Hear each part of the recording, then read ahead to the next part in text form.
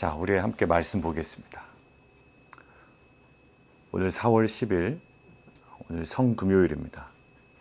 성경에 있는 시간을 적용해 보면 오늘 오전 9시에 예수님께서 조롱을 당하시고 십자가에 이제 못 박히시고 12시에 이제 어둠이 온 지역에 어둠이 짙게 임합니다. 그리고 3시간 동안 이제 오늘 나오는 이제 그 뒤에 51절부터 나오는 그런 그 천지가 진동하는 무덤들이 열리는, 그리고 성소의 휘장이 찢어지는 일들이 벌어지고요. 그다음에 오후 3시에 완전히 숨을 거두시니까 6시간 동안의 그 예수님의 그 고난 장면이 오늘 딱 성금요일입니다. 오늘 말씀 보겠습니다. 마태복음 27장 45절부터 오늘은 49절까지 볼 거예요. 아침에는 49절까지 보고요. 오늘 또 우연찮게 저녁 함께 나눌 본문이 마태복음 27장 50절부터 제가 준비를 했습니다. 그래서 54절까지 준비를 했는데, 그래서 오늘 45절부터 49절까지만 우리 함께 보도록 하겠습니다. 오늘은 이 45절부터 49절 본문으로 두 가지를 좀 함께 나눠보려고 해요. 첫 번째는 이겁니다. 오늘 제목 한번 보실까요? 큐티책의 제목, 죽음으로 생명을 선물하신 하나님의 아들이라고 되어 있습니다. 결국 예수님은 죽으셔야만 했어요. 그것이 구속사의 절정입니다. 근데 과연 죽음만 필요했을까라는 거예요. 이론상으로는 그렇습니다. 신학적으로는 그래요. 우리는 우리 스스로 우리의 죄를 해결할 수가 없어요. 에덴 동산의 아담 이후에 인간 스스로 해결할 수 없기 때문에 하나님께서 주신 방법이 있습니다. 제사예요. 그것도 흠없는 동물을 잡아야 돼요. 피를 흘려야 됩니다. 피가 없은즉 사함이 없다라고 그랬어요. 그러니까 죽음은 반드시 필요한 거예요. 출애굽할 때요, 6월절 어린 양의 죽음이 있었습니다. 그 죽음의 피가 발라진 그 가정, 이스라엘 민족의 가정은 죽음이 피해 갔어요. 유월했다고, 넘어갔다고요. 패스오버 했다고요. 그런데 그 어린 양 죽음이 없었던, 그 피가 없었던 그 애굽 사람들의 장자들은 어떻게 됐죠? 다 죽어나갔습니다. 죽음은 굉장히 필요해요. 반드시 필요합니다. 그런데 한번 생각해 봤어요. 예수님의 죽음이 죄를 스스로 해결할 수 없는 인간에게는 너무나도 필요했던 거예요. 아니면 우리는 지금도 동물을 잡아야 돼요. 동물을 잡아야 돼요. 자, 그렇다면 예수님이 이 땅 가운데 아기 예수로 오셔서 한 1년 정도 살다가, 그때는 오히려 정말로 깨끗하잖아요. 그죠? 사람과의 관계에서 태어나지도 않았고 성령으로 태어나셨고, 1살, 2살 정도 됐을 때, 자기도 고통 느끼지 못할 때 그냥 죽임을 당했단 말이죠. 예수의 죽음이에요. 그것도 33년까지 사실 필요 없이 한 이틀 정도, 뭐 2년 정도, 3년 정도 사시다가 본인이 삶이 있었는지 없었는지도 모를 때 그때 죽으면 어떻게 보면 분명한 죽음 맞잖아요. 분명히 하나님의 아들 맞고요. 아기 예수는 하나님의 아들이 아닌가요? 맞단 말이죠. 그런데 2년, 3년 어릴 때 돌아가시지 아니하시고 33년을 채우셨어요. 그리고 그냥 돌아가지 아니하시고요.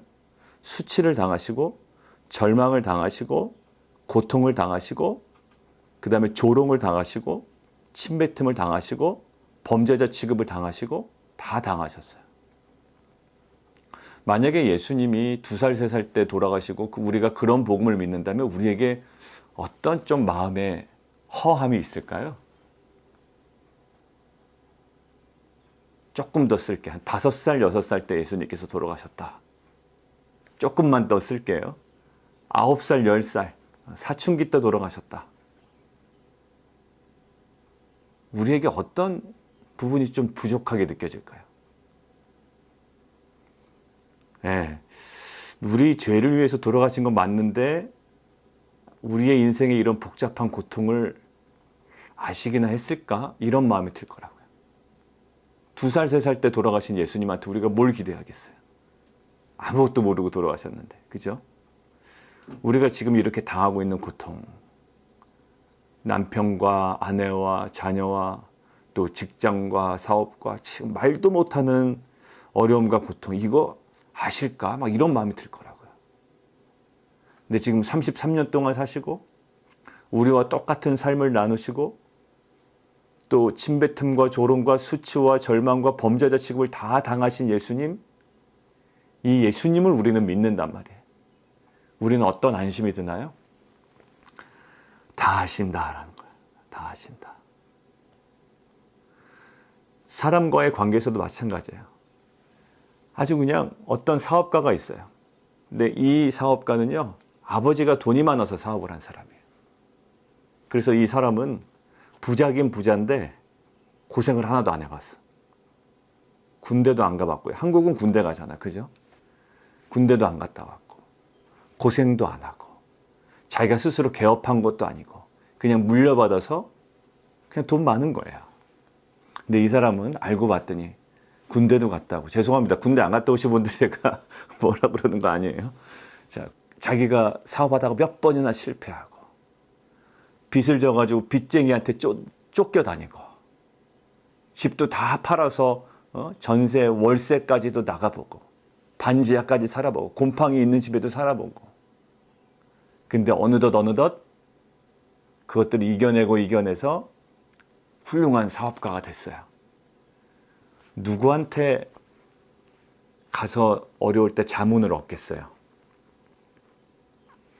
누구한테 자기의 어드바이스를 구하겠어요? 전자입니까? 후자입니까? 그렇죠. 후자죠. 여러분들, 아기 예수님이 그냥 태어나자마자 돌아가셨다. 우리 죄를 위해서 다 죽음을 당하셨다. 예, 죽음 자체로는 가능할 수도 있어요. 그러나 나중에 훗날 우리가 믿을 때 예수님이 알긴 하셨을까? 지금 우리가 이러한 고통을 알긴 할까? 우리가 죄는 해결됐다는데 죄는 우리도 해결받고 구원받은 자지만 구원받았지만 이 세상에서 이렇게 어렵게 살아가고 있는데 이걸 과연 알까? 아셨을까? 이런 생각이 끊임없이 들 거예요. 그런데 이사야는 이렇게 얘기해요. 이사야서 53장 제가 읽을게요. 여러분들 아마 들으면 잘 아실 거예요. 이사야서 53장 3절이에요. 그는 멸시를 받아 사람들에게 버림받았으며 간고를 많이 겪었으며 질고를 아는 자라. 마치 사람들이 그에게서 얼굴을 가리는 것 같이 멸시를 당하였고 우리도 그를 귀히 여기지 아니하였도다. 그는 실로 우리의 질고를 지고 우리의 슬픔을 당하였거늘 우리는 생각하기를 그는 징벌을 받아 하나님께 맞으며 고난을 당한다 하였노라. 그가 찔림은 우리의 허물 때문이요 그가 상함은 우리의 죄악 때문이라. 그가 징계를 받음으로 우리는 평화를 누리고 그가 채찍에 맞음으로 우리는 나음을 입었도다. 우리는 다 양 같아서 그릇 행하여 자기 제 갈 길로 갔거늘 여호와께서는 우리의 모든 죄악을 그에게 담당시키셨도다. 그가 곤욕을 당하여 괴로울 때도 그의 입을 열지 아니하였으며 마치 도수장으로 끌려가는 어린 양과 털 깎는 자 앞에서 잠잠한 양같이 그의 입을 열지 아니하였도다. 그는 곤욕과 신문을 당하고 끌려갔으나 그 세대 중에 누가 생각하기를 그가 살아있는 자들의 땅에서 끊어짐은 마땅히 형벌받을 내 백성의 허물 때문이라 하였으리요. 예. 지금 예수님은 어린 시절에 돌아가지 않았던 것이 우리에게 얼마나 유익이 되고 우리에게 위로가 되는지 몰라요. 그는 그 모든 것들을 감당하셨어요. 그러니까 오늘 첫 번째 저희가 나누고 싶은 거는 우리의 죽음이, 예수의 죽음이 너무나도 필요했지만 실은 예수님께서 받으셨던 그 고난이 우리에게 너무 위로가 되는 거예요. 그 마지막 순간까지 감당하셨던 그 고난. 그래서 지금 우리가 코로나19이라고 따지면 실은 예수님이 당하셨던 고난에 비하면 크다 적다 우리가 뭐 섣불리 판단할 수 없겠지만 예수님이 당하신 고난에 이미 다 들어있다라는 거예요. 예수님 다 아신다. 예수님 다 당하셨다. 그러니 우리가 아까 어렵게 자수성가한 사업가에 가서 어드바이스를 구하고 그와 이야기하고 싶어지는 것처럼 우리가 이 고난의 때에 누구와 얘기하고 싶어질까요? 이 고난을 이미 당하신 주님 앞으로 갈 수 있는 거예요. 아빠도 몰라요. 엄마도 모른다고요. 그리고 배우자도 잘 몰라요. 그러나 이 고통을 누구보다도 잘 알고 계시고 누구보다도 더 먼저 감당하신 분이 계시다고요. 그게 바로 예수님이에요. 이 고난주간, 특별히 성금요일, 오늘 하루를 지내면서 우리가 하소연했던, 사람들에게 하소연하고 막 쏟아부었던 그 모든 그 감정들 있잖아요. 고난의 감정들, 수치의 감정들, 그리고 이 조롱의 감정들, 그리고 이 두려움의 감정들을 오늘 앞에 주님 앞에 다 가지고 나아가서 그 모든 것들을 다 하시고 이미 경험하신 그 주님께 은혜를 구하는, 또 위로를 받는, 또 새로워지는 귀한 믿음의 공동체 되기를 원합니다. 자, 두 번째는 이거예요. 두 번째 46절인데요. 같이 한번 읽어볼까요? 46절. 시작. 제9시쯤에 예수께서 크게 소리 질러 이르시되 엘리 엘리 라마 사박다니 하시니 이는 곧 나의 하나님 나의 하나님 어찌하여 나를 버리셨나이까 하는 뜻이라. 예수님께서 이제 마지막 순간이에요. 마지막 순간에 내뱉으셨던 말씀을 마태복음은 지금 이것을 딱 기록하고 있습니다. 마지막 순간에 예수님에게 고통은 무엇이었을까라는 묵상이에요. 마지막 순간에 예수님에게 있는 고통. 굉장히 아프시지 않았을까요? 못도 박히시고, 그죠? 발에 또 대못도 박히시고, 숨은 잘 쉬어지지 않고, 겨우겨우 쉬어지고, 피는 계속 쏟아내리고 있고, 물도 마찬가지고, 정신은 혼미하고, 그 다음에 언덕을 올라오면서 맞은 그 채찍 때문에 찢겨진 살 때문에 쓰라리기도 하고, 뭐 단순히 아이 쓰라려 이 정도가 아닐 거예요. 굉장히 극심한 고통이에요. 그런데 마지막 순간에 예수님께서 내뱉으신 이 고통의 종류는 달라요. 육신의 고통을 막 호소하기보다 아파 죽겠습니다 아버지. 이게 말로는 되게 웃기죠. 아파 죽겠습니다. 정말 죽는 거예요. 근데 아파 죽겠습니다 이런 게 아니에요. 육신의 고통을 호소하기보다 하나님과의 영적인 단절을 심각한 고통으로 여기신 절규였다고요. 엘리 엘리 라바 사박다니 나의 하나님 어찌하여 나를 버리셨나이까. 죄의 대가를 지불하는 그 순간 하나님께로부터 완전히 버리심을 받은 것, 이것이 예수님에게는 너무나도 큰 고통이었어요. 너무 아파 죽겠어요라가 아니라, 그런 것이 아니라 하나님과의 단절, 그 죄의 대가를 지불하는 그 순간에 하나님으로부터 버림받은 그 장면이 너무 힘드셨던 거예요. 찔리고 뚫리고 벗겨지고 완전히 뜯겨나간 그런 육체적 고통에서 복음서는요, 실은 복음서 한번 쭉 읽어보세요. 마태, 마가, 누가, 요한복음. 예수님의 살이 어떻게 찢겨나갔으며 뼈가 어떻게 드러났으며 그 맨살이 막 얼마나 잔인하게 그렇게 찢겨졌는지 설명하지 않죠. 만약에 인간에게 그런 식으로 접근하려고 그랬으면 복음서 기자들은 충분히 기록했을 가능성이 있어요. 막 안에 뼈가 보였대. 혈관이 터졌대.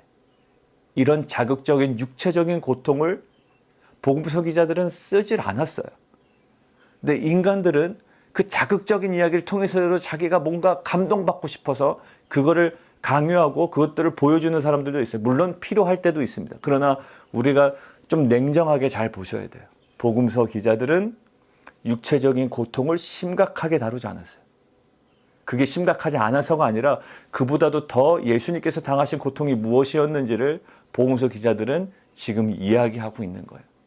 아프지 않았다는 얘기가 아니라 그 육체적 고통에 기이한 고통보다, 육체적 아픔에 기이한 것보다 예수님의 지금 진정한 고통은 육체적 아픔에 기인된 것이 아니라 아버지께 버림받은 데에서 기인된 고통이 예수님에게는 너무나 힘든 고통이었던 거예요. 자, 지금 죽음 직전 마지막 순간입니다. 자, 진이, 수린이, 수환이. 죽음 직전에 뭐가 제일 고통스러울까요? 아, 몸이 아파. 이게 고통스러울까요? 아니요. 마지막에는 그것조차 못 느낄 수도 있어요. 마지막에 죽을 때는요, 내 몸이 아프다라는 것조차도 못 느낄 수가 있어요.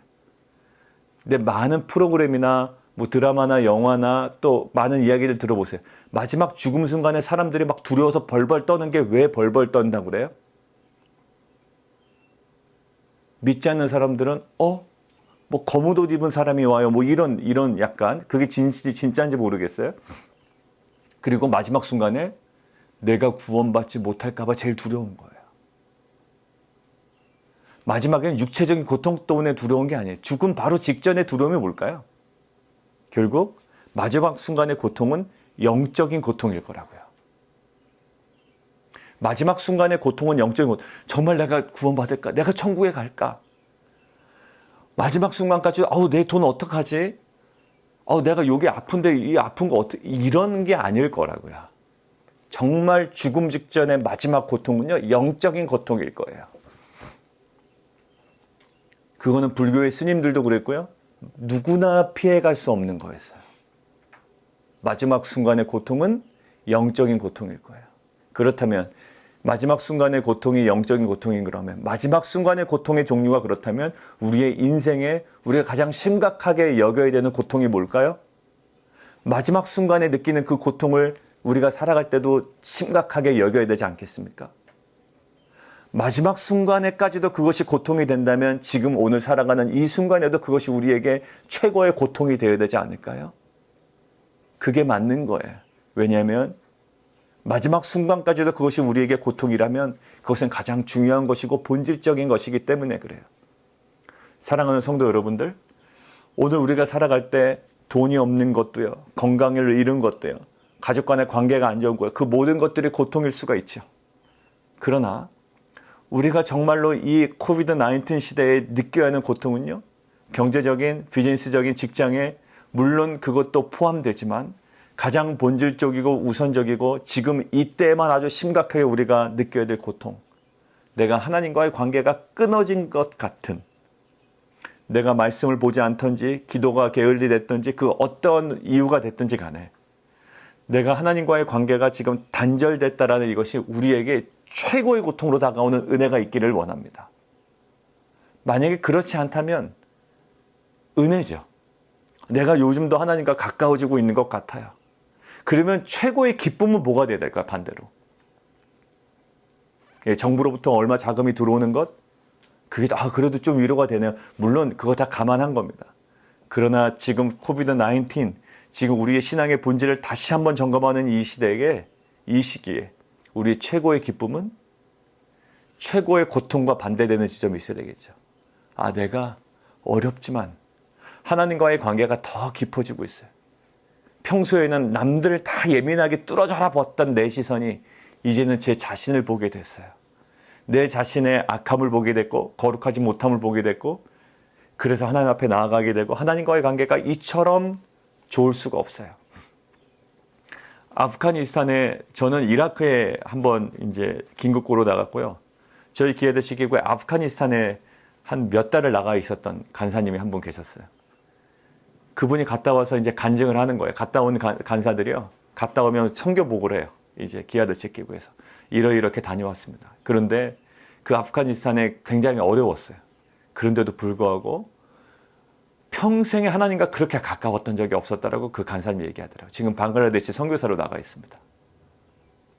그분이 사랑이 뭐라고 그렇게 얘기하고 다녔는데 정말 사랑의 뭔지를 배웠고 인내하라고 그렇게 얘기하고 다녔는데 인내가 무엇인지를 배웠대요. 그 어디서 배웠을까요? 하나님과의 관계 속에서 배운 거예요. 너무 어려우시죠? 비즈니스도 어렵고요. 그러나 지금 예수님께서 마지막 순간에 느끼셨던 고통, 육체적인 힘듦이 아니었어요. 사람들에 대한 인식이 아니었다고요.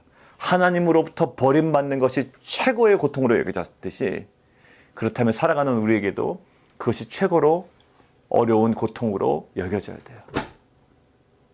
만약에 우리가 지금 이 시간을 살아가는데 하나님과의 관계를 점검해 보니 관계가 썩 좋지 않은 것 같아요. 그래도 나는 어려운 상황에서 비즈니스가 그래도 되는 것 때문에 감사합니다 라고 한다면 다시 점검해 봐야 돼요. 비즈니스가 아무리 잘 돼도, 자녀가 아무리 좋은 대학교를 들어가도, 자녀의 진로가 아무리 탄탄대로에 있어도 내가 지금 하나님과의 관계가 올바르지 않다면 지금 이 애통하는 기도가 우리 가운데 회복되어야 될 줄 믿습니다. 하나님, 관계가 너무 답답합니다. 하나님, 돈도 벌고 있고 가정의 안정도 있고 몸도 회복이 됐는데 하나님과의 관계가 지금 다 무너졌습니다 라는 이 애통함과 가난함이 우리 가운데 회복되어야 될 줄 믿습니다. 왜요? 예수님의 죽음 바로 직전의 고통이 육체적인 아픔의 기인함이 아니라 하나님과의 단절에 기인된 고통이었기 때문에. 그리고 우리 여느 사람, 모든 사람 마찬가지입니다. 마지막 숨 넘어가는 사람한테 가서 뭐가 제일 고통스럽냐고 물어보세요. 몸이 아픈 거요? 아니요. 그거 나중에 잊어버릴 거예요.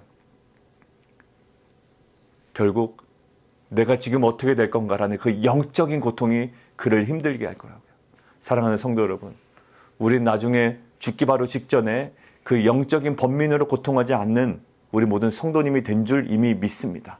그럴 뿐만 아니라 지금 살아가는 오늘 하루에서도 우리에게 가장 큰 고통은 뭐가 되어야 될까요? 이 하나님과의 관계 점검을 통하여 멀어졌다면 그것이 가장 큰 고통이 되어야 되고, 그로 인해서 하나님과 더욱더 가까워지고, 가까워짐이 상황에 어떠한 어려움이 있더라도, 폭풍이 지나가더라도 그 하나님과의 그 깊은 가까워짐과 임재 때문에 우리 안에 기쁨이 다시 한번 회복되는 귀한 공동체 되기를 원합니다. 다시 한번 말씀드립니다. 오늘 저녁 7시 반에 성금요 예배가 있습니다. 주일 예배도 아닌데 뭐 가족끼리 시간을 보내지, 그러하셨다면 생각을 조금만 되돌리셨으면 좋겠습니다. 그리고 함께 예배를 드리시고, 오늘 이제 본당에서 저희가 예배를 이제 평소와는 다르게 좀 찬송가 많이 부르고요. 우리 가족과 함께 집중할 수 있는 그 시간 안에 예배를 좀 드리려고 합니다. 오늘 하루 동안 3일, 3끼 다 금식하시던, 한 끼만 금식하시던, 아니면 고난주간에 이미 금식하셨건, 특별히 미디어 금식에 더욱더 충실하셔서 정말로 오늘 예수님의 그 죽음이 우리에게 은혜가 되고 생명이 되고 또 회복의 하루가 되는 귀한 공동체가 되기를 원합니다. 함께 기도하겠습니다. 이 시간 함께 좀 기도하기를 원하는데, 예수님의 죽음은 너무나도 필요했죠. 그러나 예수님이 당하신 수치, 절망, 고통, 조롱, 범죄자 취급, 이 모든 것들이요, 벌거벗김, 이것들이 있어야 우리에게 실은 위로가 되는 겁니다. 아기 예수가 두세 살 때 그냥 죽음 당했으면 우리의 죄가 해결됐을까? 아마 신학적으로 문제가 없어요. 그런데 어느덧 사람들이 이런 생각을 할 거라고요. 예수님이 과연 우리의 지금 당하는 고통을 알까? 이런 생각을 하죠. 근데 예수님은 33년을 사시면서 그 모든 것들을 다 감당해내셨다고요. 그 이사야의 53장의 말씀을 아까 읽어드렸죠. 그 모든 질고를 겪으시고 이 모든 것들을 당하셨습니다. 왜요? 우리가 당할 거기 때문에 그래요. 우리가 당할 죽음뿐만 아니라 우리가 당하는 두려움, 우리가 갖고 있는 여러 가지 마음의 번민, 고통, 수치, 절망, 조롱, 그것들을 다 당하셨다고요. 그래서 우리에게 위로가 됩니다. 그래서 그 모든 것들을 아시는 주님께 우리가 나아갈 수가 있는 거예요. 믿음으로 나아갈 수가 있고요. 신뢰함으로 나아갈 수가 있는 거예요. 왜? 너무나도 잘 아시기 때문에. 그 모든 것들을 경험하고 모든 것들을 아시고 우리를 위로하기에 충분하신 주님 앞으로, 사랑하는 성도 여러분들, 오늘 하루 나아가세요. 사람들에게 괜히 얘기하지 말고요. 그 모든 것들 사람들 잘 몰라요. 그래, 이해하지만 몰라요. 성도 여러분들, 주님만 아십니다. 우리의 마음을 아시고 우리의 상을 아시는 주님께 나아가는, 왜 기도하지 못하세요? 왜 그냥 다른 걸로 위로받으려고 하세요? 주님 앞으로 나아가셔서 주님께 위로받는 하루가 되었으면 좋겠습니다. 우리 함께 기도하며 나아가셨으면 좋겠습니다. 기도하겠습니다.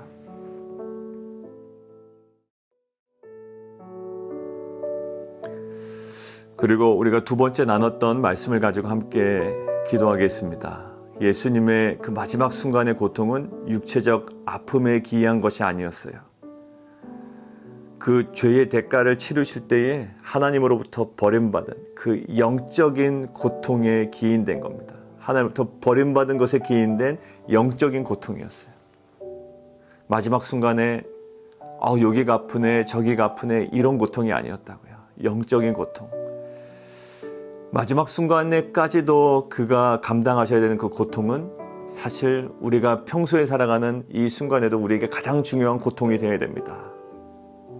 실은 마지막 죽기 직전에 사람들이 가장 벌벌 떨고 두려워하는 사람들, 그 사람들의 고통이 있어요. 영적인 고통이에요. 하나님을 알건 모르건 간에 내가 어떻게 되는 건가, 이 영적인 고통에 시달린다고요. 죽기 직전의 사람들이요. 그렇다면 우리가 지금 살아가는 이 순간에도 그것이 우리에게 진정한 고통이 되어야 되고요. 그 해결된 그 모습이 우리에게 기쁨이 되어야 돼요.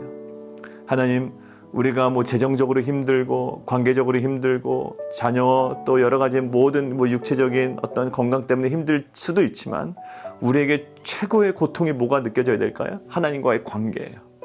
이 관계가 단절된 거예요. 기도도 못하고 말씀도 보지 못하고. 그런데 상황이 좋아진다 한들 그것이 우리에게 무슨 기쁨이 되겠습니까? 아무리 상황이 좋아도 하나님과의 관계가 제대로 정립되어 있지 못하다면, 하나님 임재 속에 들어가지 못하다면 우리가 그것이 가장 큰 고통이 돼야 돼요. 우리가 큐티 나눔 방 하다 보면요, 이제 그게 발견되면 은혜가 시작이 됩니다.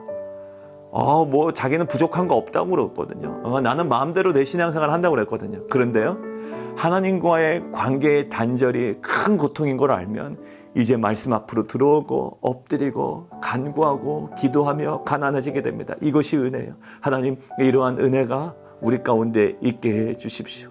무엇이 우리에게 큰 고통인지를 분별할 수 있는 은혜를 주시고, 하나님 관계 속으로 더 깊이 들어가는 귀한 공동체, 저희 가정, 저희 남편, 저희 아내, 우리 자녀들 되게 해 주십시오. 우리 함께 기도하겠습니다.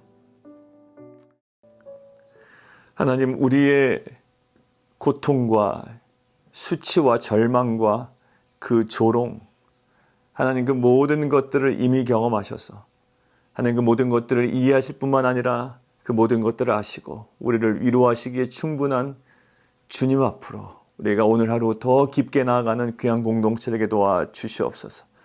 세상적 위로를 기대했다며 또 사람의 위로를 기대했다면, 사람들의 그 격려의 말에 그저 만족했다면, 이제는 그 모든 것들을 감당하신 주님 앞으로 나아가 진정한 위로와 격려와 회복을 경험하는 귀한 믿음의 공동체 되게 도와주옵소서. 하나님, 주님께서 마지막 순간에 느끼셨던 고통은 육체적인 고통이 아니라 영적인 고통, 하나님과의 관계의 단절에서 오는 고통이었음을 우리는 보게 됩니다.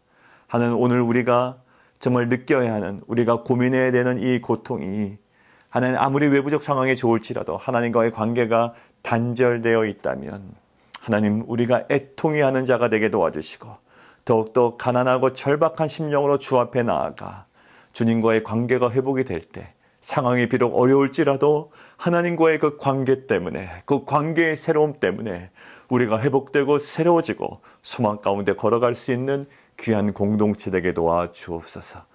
하나님, 오늘 저녁에 7시 반에 성금요 예배를 드립니다. 1년에 반복되는 예배지만 2020년 코비드-19 이 시대를 지낼 때에 새 역사가 우리의 연약한 삶으로 침투해 들어오시는 그 새 역사의 시작이 되는 그 죽음을 조망하며 우리가 묵상하는 귀한 예배되게 도와 주옵소서. 예수 그리스도 이름으로 감사하며 기도합니다.